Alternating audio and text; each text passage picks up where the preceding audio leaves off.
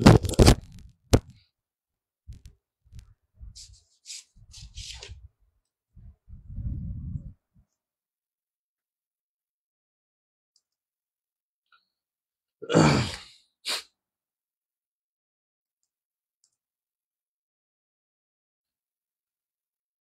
Live ক্লাসে সবাইকে স্বাগতম। আজকের লাইভ মানে সরাসরি, আজকে লাইভ, লাইভের উপর লাইভ, লাইভ অফ লাইভ, মানে সরাসরি টু সরাসরি। কেন বলছি সরাসরি টু সরাসরি? তোমরা অনেকেই জানো যে আতিক ফিজিক্স সলিউশনে অনার্স প্রথম বর্ষের, অনার্স দ্বিতীয় বর্ষের এবং অনার্স অন্যান্য বর্ষেরও কোর্স চালু থাকে। বর্তমানে অনার্স প্রথম বর্ষ এবং অনার্স দ্বিতীয় বর্ষের, অনার্স প্রথম বর্ষ এবং দ্বিতীয় বর্ষের মেজর কোর্সগুলো চলমান আছে, মানে পদার্থবিজ্ঞানের মেজর কোর্সগুলো চলমান আছে। তারই ধারাবাহিকতায় কিন্তু আমি যে কোর্সগুলোতে যারা ভর্তি হয় তাদের প্রাইভেট গ্রুপে ক্লাস নেওয়া হয়। তো আজকের ক্লাসটা আর কি লাইভ করা হচ্ছে। তো যারা গ্রুপে আছে বা প্রাইভেট গ্রুপে আছে তারাও দেখতে পারবে, এবং যারা পেজে আছো মানে পাবলিক আর কি, তারাও দেখতে পারবে।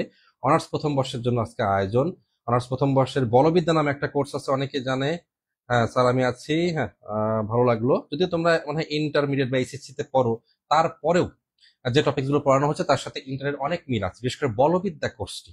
অনার্সে যে আমি বলবিদ্যা কোর্সটি পড়াই তার অনেক কিছু ইন্টারমিডিয়েটের সাথে মিল আছে। তবে এটা দেখে আজ্ঞেয়বাদীরা বা অনেকেই মনে করতে পারে, আরে ফিজিক্স তো সহজ রে, অনার্সে খুব সহজ। কিন্তু রে বাবা, ফার্স্ট ইয়ারই তো মেইন কথা না।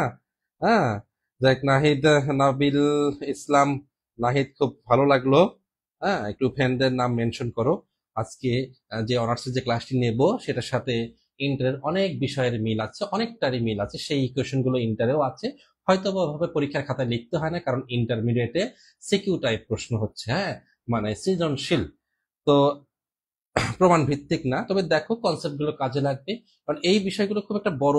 আজকে যে ক্লাসটা নেব বল ও গতির লেকচার 1, এটা খুব একটা যে বড় চ্যাপ্টার তা না।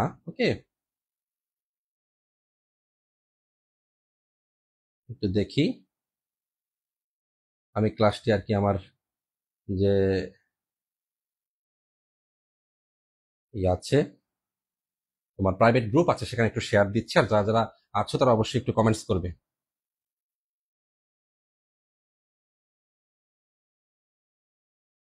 ওকে,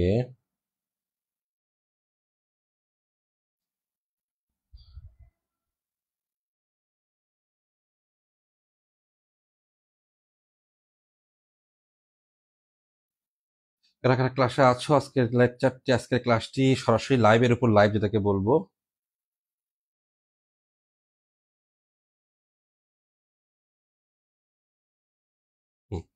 লাইভের উপর লাইভ, মানে সরাসরি টু সরাসরি। হ্যাঁ, একই সাথে পেইড করছে। ওয়ালাইকুম আসসালাম রনি সরকার, যাক ভালো লাগলো। কে কোথায় কোথায় পড়াশোনা করতেছো এটা জানলে একটু ভালো লাগে। হ্যাঁ, কোন জায়গায় পড়াশোনা করতেছো, কলেজে নাকি অনার্সে, পুরাতন স্টুডেন্ট? হ্যাঁ, আপনার পড়া অনেক ভালো লাগে, যাক ভালো লাগলো, ধন্যবাদ নাবিল ইসলাম নাহিদকে। হ্যাঁ, সত্যি সত্যি যদি বলে থাকো তাহলে অবশ্যই ধন্যবাদ। হ্যাঁ, ওয়ালাইকুম আসসালাম রনি সরকার, কে কোথা থেকে পড়াশোনা করতেছো একটু বলো। তো আজকে আমরা যেটা একটু শুরু করে দিই। হ্যাঁ, কারণ এই ক্লাসটি আর কি পেইড কোর্সেও চলে যাবে। তো বল ও গতি চ্যাপ্টার বলবিদ্যা কোর্সে, তো অনার্স প্রথম বর্ষে তারা 24-25 আছো, তাদের জন্য কিন্তু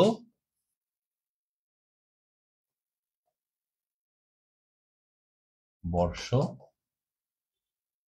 24-25, এদের জন্য যে বলবিদ্যা কোর্সটা আছে, বলবিদ্যা, এই কোর্সের একটি অধ্যায় হচ্ছে বল ও গতি, পঞ্চম অধ্যায় বল ও গতি। এটার লেকচার 1 নিয়ে আজকে এসেছে, আমি কিছু পড়াবো আর কি। তো যাই হোক, ওকে। তো একটু দেখি এই চ্যাপ্টার বল ও গতি, এটা এগুলো আর কি আমি বললাম এইচএসসি লেভেলে অনেক আছে। তো এখানে যেগুলো একটু প্রথম দিকে আমি একটু পড়তে চাচ্ছি সেটি হচ্ছে বলের নিরপেক্ষ নীতি। হ্যাঁ, বলের নিরপেক্ষ নীতি কি, এটা এইচএসসি লেভেলে আসলে জানা উচিত আর কি। আমি পড়াই, আমি যখন পড়াই ছোটখাটো যেসব বিষয় অনার্সের সাথে, হ্যাঁ, অনেকে বলে যে অনার্সে পড়াই দেখে হয়তো বা ইন্টারের আসে না, মানে বিষয়টা ভালো আসে না বা এক্সপিরিয়েন্স হয় না। তো আসলে তা না, অনার্সে তো আমরা ডিটেলটা পড়াই, তাই না, মানে প্রমাণ ভিত্তিক পড়াশোনা। তো সেখানে অনেক জ্ঞান কিন্তু হ্যাঁ, ইন্টারমিডিয়েটের মধ্যে আমি দেওয়ার চেষ্টা করি। বলের নিরপেক্ষ নীতি এবং একটা আছে বলের ভারসাম্য নীতি, অনেকে দুটাকে গুলিয়ে ফেলে। তো বলের নিরপেক্ষ নীতি কি এবং বলের ভারসাম্য নীতি, এই দুটা কিন্তু অনার্সে ক বিভাগের প্রশ্নে, ক বিভাগে তোমরা জানো 10টি প্রশ্ন আছে। আর আরো বলতেছি, যারা ন্যাশনাল ভার্সিটিতে পড়াশোনা পড়াশোনা করতেছো তাদের জন্য কিন্তু সামনে খুব দ্রুতই কিন্তু ইনকোর্স চলে আসবে, খুব দ্রুতই ইনকোর্স চলে আসবে। তখন এদিক ওদিক হয়তো দৌড়াদৌড়ি করে পাবে না, হ্যাঁ এরকম হতে পারে। তো পাবে হয়তো বা, কিন্তু সময় থাকবে না পড়ার। সুতরাং সময় থাকতে আগেই তুমি এই কোর্সগুলো কিন্তু নিয়ে নাও, ক্লাস করতে থাকো। কারণ কোর্স ক্লাস না করলে তো কাভার হবে না, তাই না? 27-এর ব্যাচ, যাক ভালো লাগলো। আকবর আলী কলেজে খুবই ভালো লাগলো। 19-এর ইন্টারমিডিয়েট স্টুডেন্ট ছিলাম, যাক খুবই ভালো লাগলো। রনি সরকার 2019-এ আর কি ইন্টারমিডিয়েট স্টুডেন্ট ছিল আকবর আলী। হ্যাঁ, আমি তোমার পেজটা দেখে তোমাকে মনে করতে পারতেছি, হ্যাঁ চিনতে পারছি। এখন আশা করি কোনো ভালো মানে পড়াশোনা করতেছো, অনার্সে পড়াশোনা করতেছো। সবাইকে তো মনে থাকে না কে কোথায় পড়ে, তবে ফেস দেখলে সবাই কি মনে পড়ে। হ্যাঁ, যাই হোক ভালো লাগলো রনি সরকার। ওকে। হুম। আর নাবিল ইসলাম নাহিদ, তুমি 27 ব্যাচ আকবরী কলেজে আছো, আর কে সরকারি আকবর কলেজে, যাক ভালো লাগলো। তো এই যে নিরপেক্ষ আমি যেটা বললাম,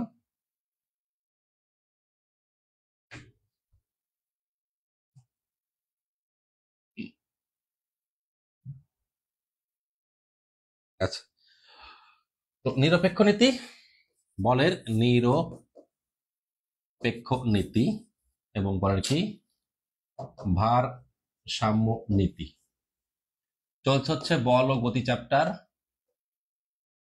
লেকচার 1, কোর্সের নাম বলবিদ্যা।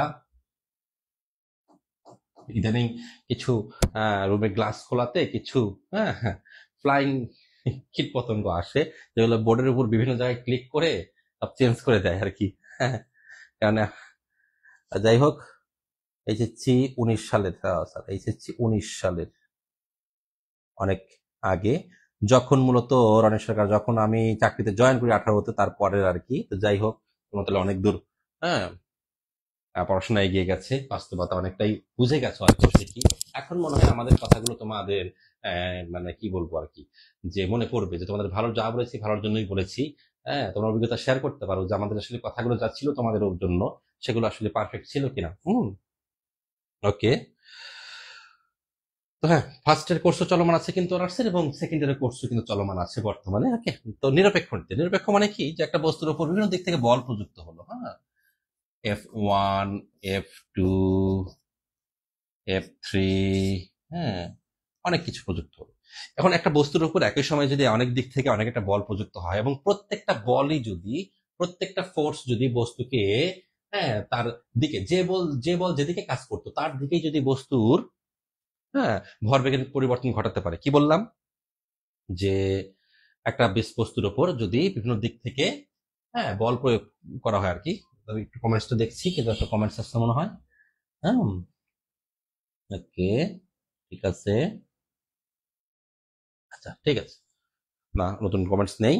ওয়ালাইকুম আসসালাম আজিজুল, এই তোমাকে কিন্তু বাস্তবে অফলাইনে দেখছি না। হ্যাঁ, আজিজুল ভাই, অথই তোমাকে কিন্তু দেখা যাচ্ছে না। কেমন দেখা যাচ্ছে না, এখানে কারণ দর্শাও কমেন্টস এর মাধ্যমে। আচ্ছা, তো যাই হোক, নিরপেক্ষ নীতি কি, যে একটা কি বলবো, একটা বস্তুর উপর বিভিন্ন দিক থেকে বল প্রয়োগ করার ফলে এই বলগুলো বস্তুর ভরবেগের পরিবর্তন ঘটাবে। কি করাবে, বস্তুর ভরবেগের পরিবর্তন ঘটাবে। হ্যাঁ, একটা বল ধাক্কা দিলাম, একটা বস্তুকে ধাক্কা দিলাম, ওকে, আমার সামনে চেয়ার আছে, চেয়ারকে ধাক্কা দিলাম। তো আমি যেদিকে ধাক্কা দিলাম সেদিকে যদি বস্তুর ভরবেগের পরিবর্তন ঘটে, হ্যাঁ, তাহলে এরকম যদি হয় আর কি, বিভিন্ন রকমের বল প্রয়োগ হচ্ছে আর কি, কোনো বলই কারোর সাথে কোনো ইফেক্ট করতেছে না, নিরপেক্ষ। আর নিরপেক্ষ ভাবে প্রত্যেকটা বল বস্তুর ভরবেগের পরিবর্তন ঘটাচ্ছে ওই বলগুলোর দিকে, ওই বলগুলোর দিকেই। হ্যাঁ, ওই বল একটা দিক আছে না, ওই বলগুলোর দিকেই নিরপেক্ষ ভাবে। এটি কল্পনা করা একটু কঠিন, কিন্তু কি হচ্ছে, ভরবেগের পরিবর্তন ঘটাচ্ছে, তাহলে সেই নীতিকে বলবো নিরপেক্ষ নীতি। এর কোনো আসলে ম্যাথ কিংবা প্রতিপাদন এরকম কিছু নাই, শুধুই সংজ্ঞাটাই আর কি। ওকে।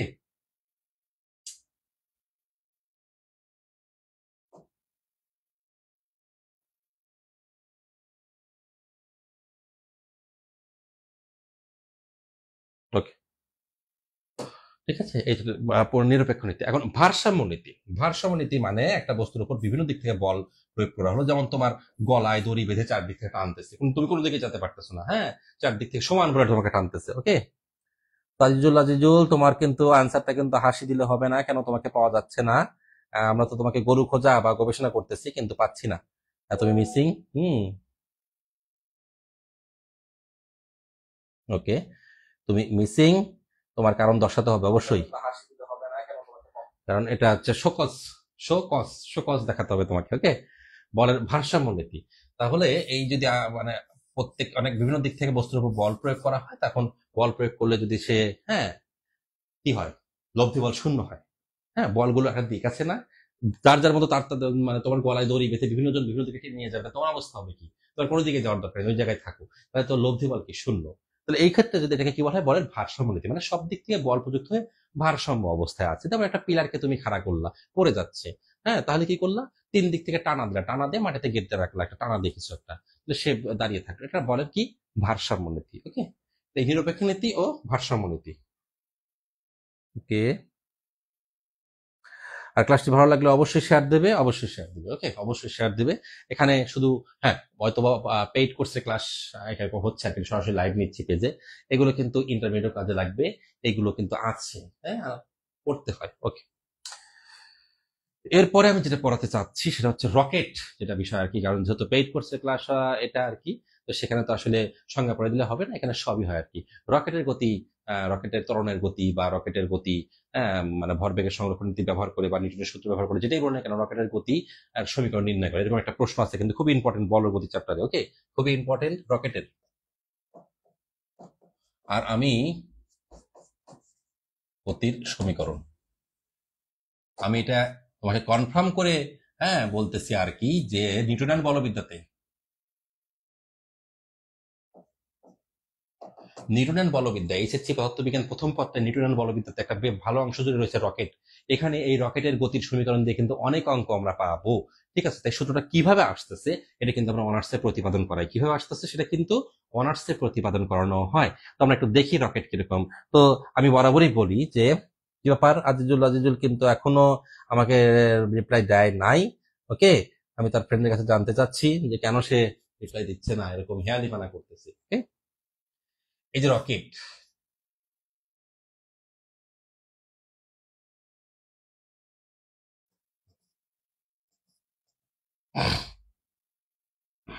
ওই কমেন্টস আসে না কেন?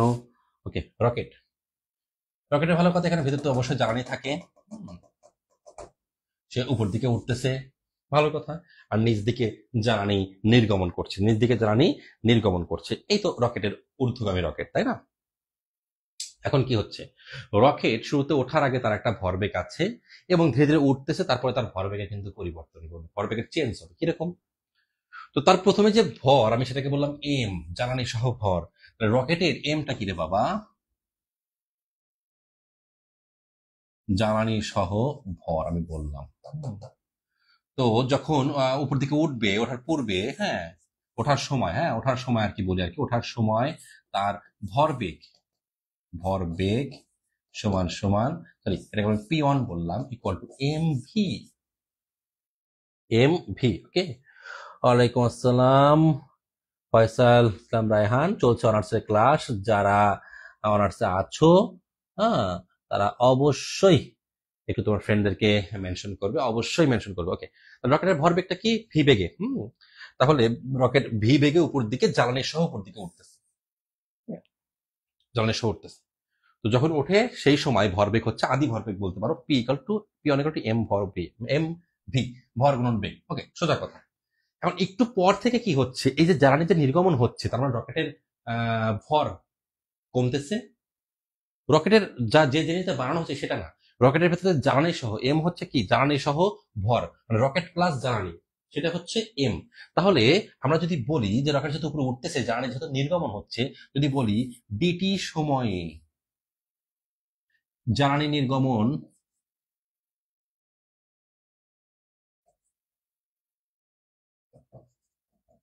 ডিএম, এটা বলতে পারি। আর এখন রকেট যত উপরে উঠবে, জ্বালানি যত নিচের দিকে রিলিজ করবে, হ্যাঁ, জ্বালানি কমতেছে তখন সে কিন্তু হালকা হচ্ছে, তো রকেটের বেগ বাড়তেছে। আমরা বলতে পারি ডিটি সময়ে রকেটের বেগের পরিবর্তন কত হচ্ছে, রকেটের বেগের পরিবর্তন, বেগ কত হচ্ছে, বেগের পরিবর্তন সমান সমান ভি প্লাস ডিভি। তাহলে এটুকু বেগ কিন্তু তার পরিবর্তিত হচ্ছে। হ্যাঁ, তাহলে আগে ছিল ভি বেগ, এরপরে বেগ ধীরে ধীরে তো বাড়ে, তুমি জানো। তাহলে বেগ কতটুকু বাড়বে, ডিভি পরিমাণ, কতটুকু সময়ে ডিটি সময়, কতটুকু ভর বের করে দেবে, ডিএম টুকু ভর বের করে দেবে। তাহলে এখন ভর কতটুকু হচ্ছে, এখন ভর কতটুকু আছে। হ্যাঁ, ডিটি সময় ডিএম যদি ভর বের করে দেয়, মানে জ্বালানি বের করে দেয়, তাহলে তার ভর থাকবে কি এম মাইনাস ডিটি। তাহলে অতএব ভর এম মাইনাস ডিএম, ভর গেল। এবং বেগ, বেগ হচ্ছে কি v plus dv. Clear, v plus dv clear. তাহলে এখন রকেটের ভরবেগ কত, মানে উপরে যে উঠতেছে ডিটি সময় পরে তার ভরবেগ কত আমি দেখি।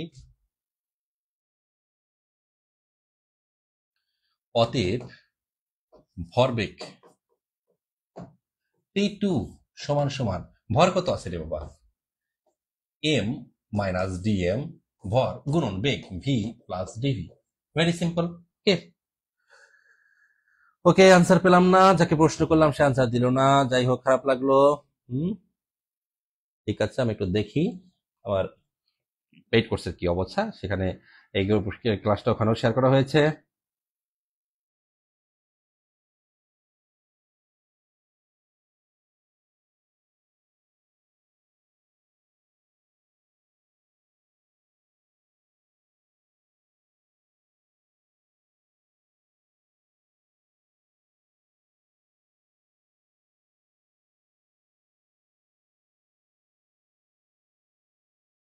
ঠিক আছে, চলুক। ওকে। হুম,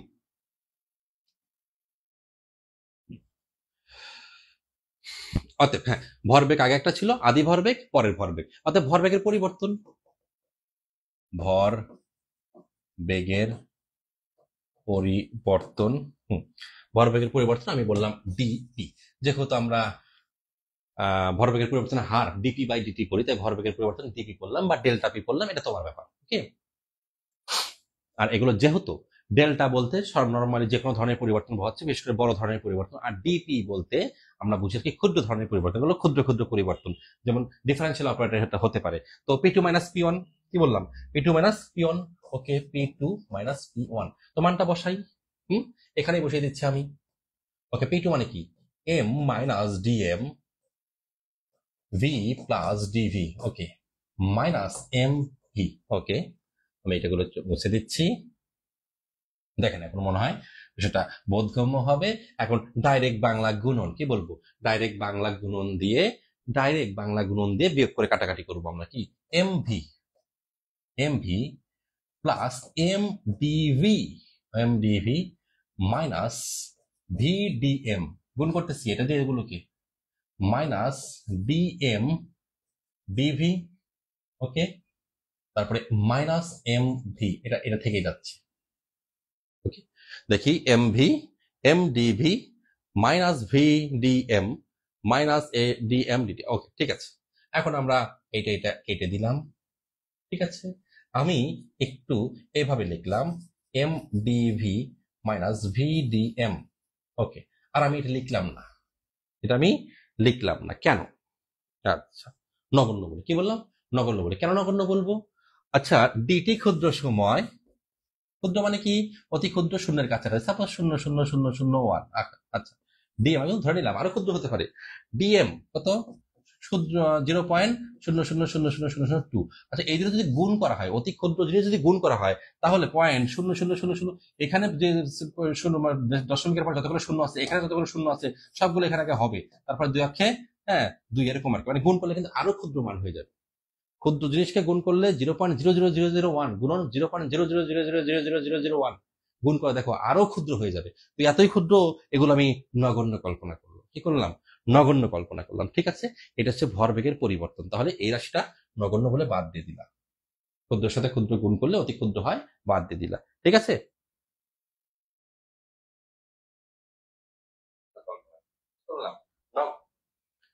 ওকে, এরপর আসতেছে ভরবেগের পরিবর্তন হার, বস্তুর ভরবেগের পরিবর্তনের পরিবর্তন করলাম, পরিবর্তনের হার এখন আসতেছে। অতএব পরিবর্তনের হার মানে কি? ভরবেগের পরিবর্তনের হার। অতএব ভরবেগের পরিবর্তনের হার, হার মানে হচ্ছে ডিপি ডিভিশন ডিটি।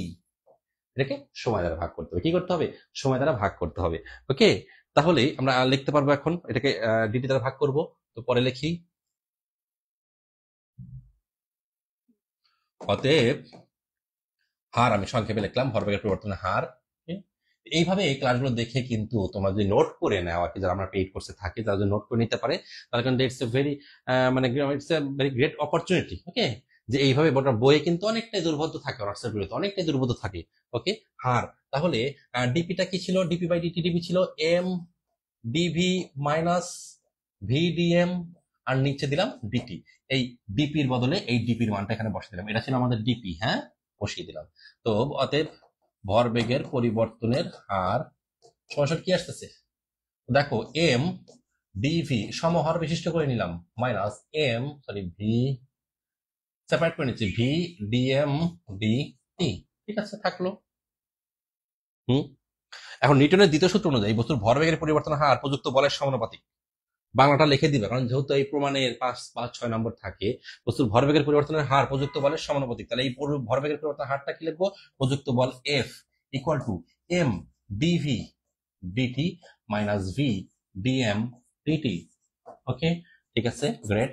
এখন এটা হচ্ছে কি বল, নিউটনের বল বা প্রযুক্ত বল বা বাহ্যিক বল বা লব্ধি বল, যেটাই করি না কেন, এটা কিন্তু হবে মাইনাস এম জি, কারণ এটা ঊর্ধ্বগামী যেহেতু হচ্ছে, মানটা কিন্তু আমরা মাইনাস দিলাম। হ্যাঁ, মাইনাস দিলাম। ওকে, কারণ বস্তু আছে, নিচের দিকে একটা বল অনুভব করতেছি, আমার ভরে আমার ওজন কি এমজি, যেহেতু নিউটন এককে, হ্যাঁ বল এককে, আর নিচের দিকে আমার ওজন কাজ করতেছে এমজি। ওকে, প্লাস। এখন আমি যদি লাফ দিয়ে উপর দিকে উঠি, তার মানে কি? তার মানে কি? আমার প্রতিক্রিয়া বলটা বেশি, তার মানে সেটা কিন্তু আমি উপর দিকে যাচ্ছি, লাফ দিয়ে যাচ্ছি, আসলাম না, ফিরে আসলাম না। তার মানে কি? সেটা উপর দিকে যাচ্ছি, সেই ডিরেকশনটা আমি নেগেটিভ ধরলাম। ওকে, সেই ওজন নিয়ে কিন্তু উপর দিকে যাচ্ছে, এই রকেট তার ওজন নিয়ে কিন্তু উপর দিকে যাচ্ছে। ঠিক আছে, এই জন্য এটাকে মাইনাস ধরা হচ্ছে। M DV DT minus V DM DT. তো সিম্পলি আমরা একটু সাইড চেঞ্জ করি। ওকে, সাইড চেঞ্জ করি, M DV, bad, very bad, very bad.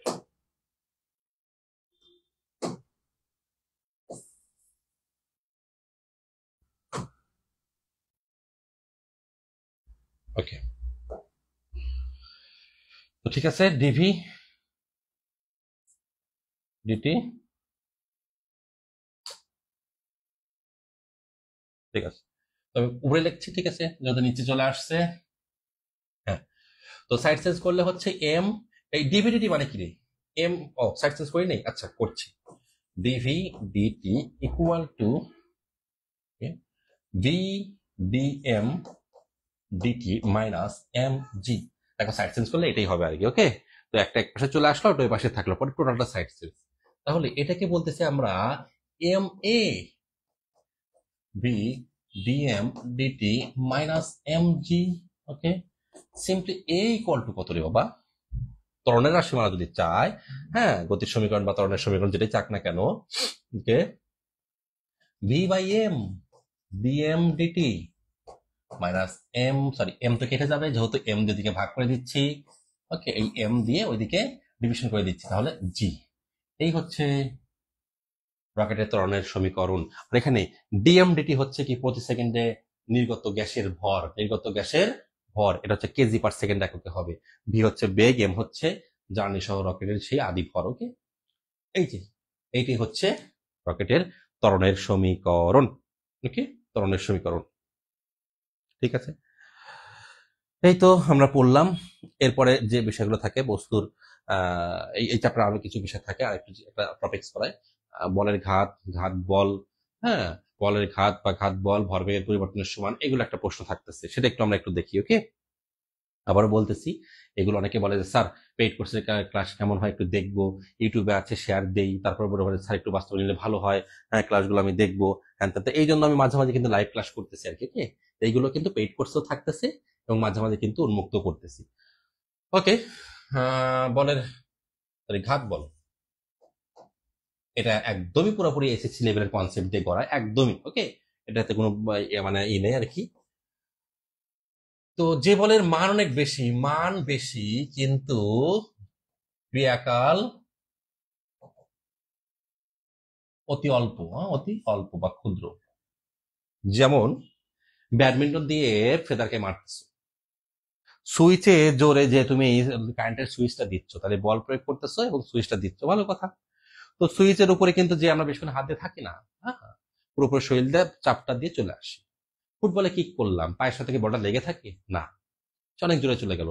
Bat দিয়ে ক্রিকেট বলকে মারলাম, তো ব্যাটের সাথে অল্প কতক্ষণ থাকে রে বাবা, ন্যানো সেকেন্ডও থাকে না, হ্যাঁ থাকে, বলটা অনেক জোরে চলে গেল। তাহলে এই যে ক্রিয়াকাল অনেক কম, হ্যাঁ, টাচিং পয়েন্ট অনেক কম, হ্যাঁ, টাচ করে থাকতেইছে না, হ্যাঁ, ওকে চর মারতে গেলাম, চর মেরে গালে হাত দিয়ে থাকলাম, ইটস ভেরি আনরোমান্টিক ব্যাপার, হ্যাঁ। গালে হাত দিয়ে থাকার জন্য তো চর না, কষিয়ে চর মেরে হাতটাকে সরিয়ে নেওয়াটাকেই বলে চর, তাই না? জোরে মেরে হাতটা সরিয়ে নেওয়া হলো, কারণ মারার পরে যদি হাতটা এখানে দিয়ে রেখে দিলা, সেই এটা তো মানে কি হলো, হলো না রে বাবা। হুম, খেলাই হলো না, ওকে, হবে না, মারামারি তো হলো না। তো ঠিক আছে, তো মান অনেক বেশি কিন্তু ক্রিয়াকাল অনেক অল্প, তার মানে চর মারতে হবে জোরে, গালের উপরে যেন বেশিক্ষণ হাত না থাকে, ঠিক আছে, খেয়াল রাখবে এটা। তো এই ধরনের গল্প বলে ঘাত বল।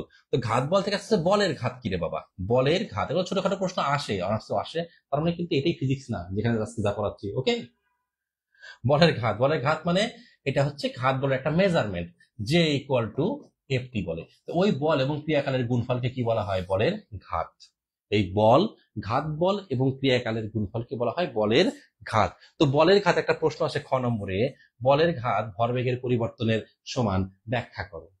বলের ঘাত ভরবেগের পরিবর্তনের সমান ব্যাখ্যা করো, ওকে। তাহলে আমরা জানি সংজ্ঞাগুলো আমরা দিয়ে নিব, এফ টি, আচ্ছা, এরপরে F J equal to, F equal to কি, এম এ টি ম্যাথ, এরপরে J equal to M V মানে কি, ভি মাইনাস এ মানে কি, V minus U division T, T, T T কাটা, then M V minus U, M V minus M U, P two minus P one সমান সমান delta P. এই যে J equal to delta P পেলাম, হ্যাঁ, J equal to delta P পেলাম, তাহলে বলের ঘাত ভরবেগের পরিবর্তনের সমান। কিন্তু এটা এইভাবে তুমি দুই লাইনে লিখলে কিন্তু ভাই 4 নম্বর পাবা না রে ভাই। কিভাবে লিখতে হবে, তোমাকে একটু বলের ঘাতের সংজ্ঞা দিতে হবে, ঘাত বলের সংজ্ঞা দিতে হবে। আমরা মনে করি একটা বস্তু ইউ আদিবেগ নিয়ে টি সময় ভি বেগ প্রাপ্ত হলো, তারপরে এটা সেটা হাবিজাবি বলে মোটামুটি একটা বেশ সুন্দর করে একটু ডেকোরেশন করে লিখতে হবে, ওকে। একই প্রশ্ন পরীক্ষায় আসবে, কেউ পাবে 2, কেউ পাবে 4, কেউ পাবে 1, কেউ পাবে 0, ওকে।